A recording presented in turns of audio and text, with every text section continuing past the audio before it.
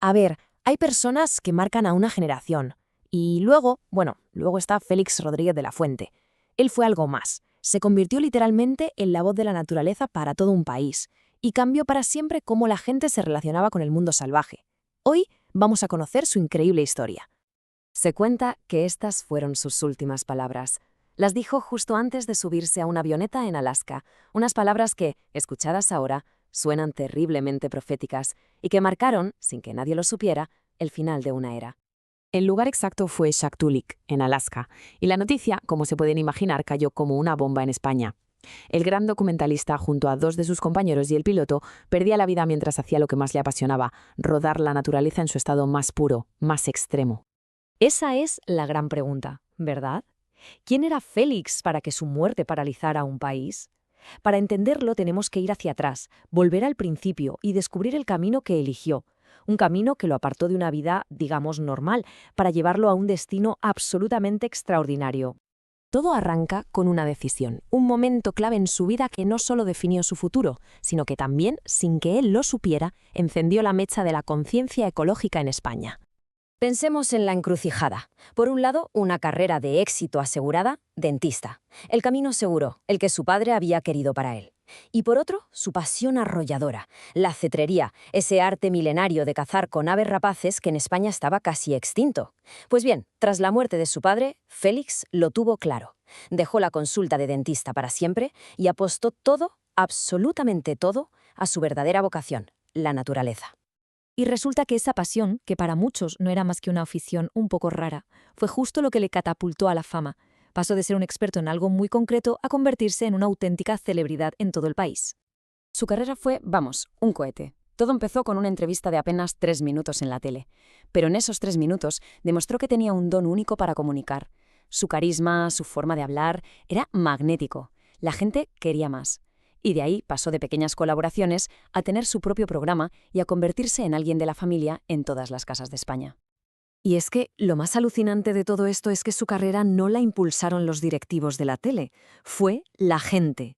La reacción del público fue tan bestial, llegaron tantas y tantas cartas a la televisión pidiendo que saliera más, que a la cadena no le quedó más remedio que hacerles caso. España, sin saberlo, había encontrado por fin la voz que le contaría las maravillas de su propia naturaleza.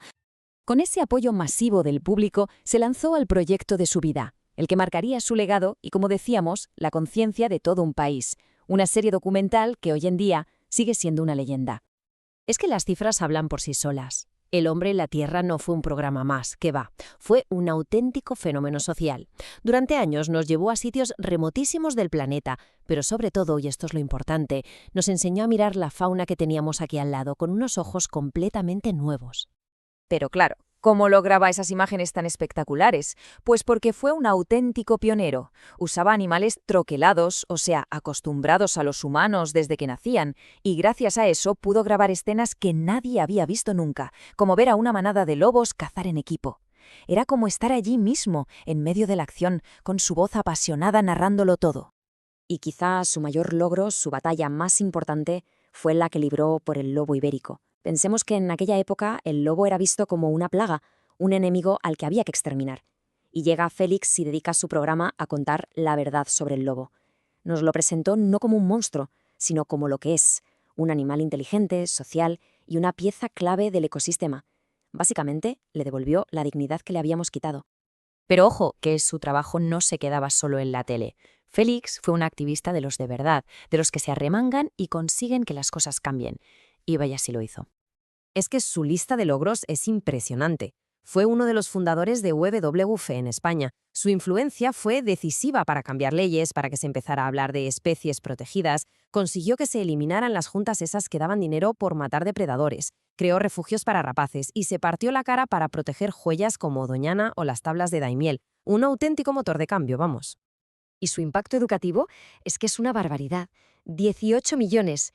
Esa es la cantidad de volúmenes que vendió su enciclopedia Salvat de la fauna, solo en España. Paremos un segundo a pensar lo que significa eso, que en casi todas las casas había una enciclopedia suya. Fue la ventana al mundo salvaje para toda una generación. Y así, poco a poco, la historia nos lleva de vuelta al principio, a esos paisajes helados de Alaska, donde su pasión por contar historias lo llevó a su último y definitivo viaje. Estas fueron sus palabras en su última entrevista, justo antes de irse. Se le nota la emoción en la voz, ¿eh? Iba a filmar la Iditarod, una de las carreras más duras del planeta.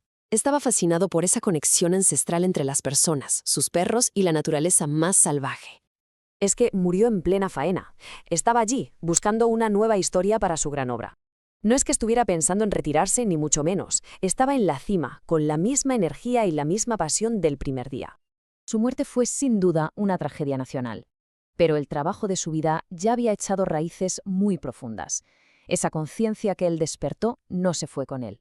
Al contrario, se transformó en un legado que sigue vivo, en un movimiento que hoy sigue luchando por proteger todos esos tesoros naturales que él nos enseñó a querer. Y con esto nos quedamos. La historia de Félix Rodríguez de la Fuente nos enseña el poder inmenso que puede tener una sola voz, si es auténtica y apasionada, para cambiar por completo la mentalidad de una sociedad y quizá ayudarnos a construir un futuro un poco más respetuoso con este planeta que todos compartimos.